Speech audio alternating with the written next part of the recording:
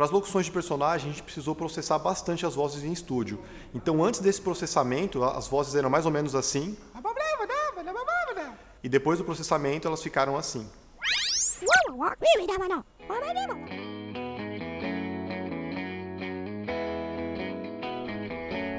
Todas as áreas elas estão muito integradas e todas elas se comunicam muito. Nós diariamente vamos conversando tanto para fazer piadas e dizer coisas que fazem sentido para o jogo, quanto para dizer coisas que a gente acha que pode melhorar. O papel da programação é implementar as ideias do PO, dos game designers e dos artistas. É meio que dar vida para o jogo. Tudo que você faz no jogo, toda interação, só funciona porque alguém programou aquilo.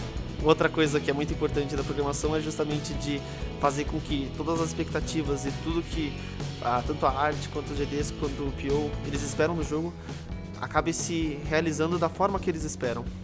Então eu acho que é um papel muito importante e é muito legal de materializar tudo isso.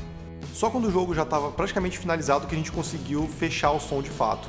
Então, saber exatamente onde faltava algum gatilho de som e saber se alguma animação não estava funcionando tão bem, era um teste que a gente só podia fazer depois que o som já estava dentro do jogo e depois que o jogo já estava realmente funcional. Primeiro a gente recebeu as artes que já estavam prontas no jogo e as animações. Então, um dos trabalhos foi, com essas animações finalizadas, sincronizar as vozes do personagem com os pequenos loops que já estavam prontos de cada reação do personagem do jogo.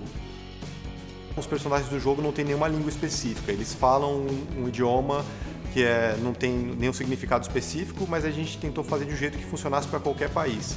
Também tem a questão do gênero, a gente tentou fazer uma voz que funcionasse para qualquer tipo de personagem no jogo. Todo mundo tinha liberdade de cada um colocar um pouquinho de si no jogo e a gente poder mostrar isso um pro outro dentro da equipe, gostar disso, abraçar e colocar dentro do jogo.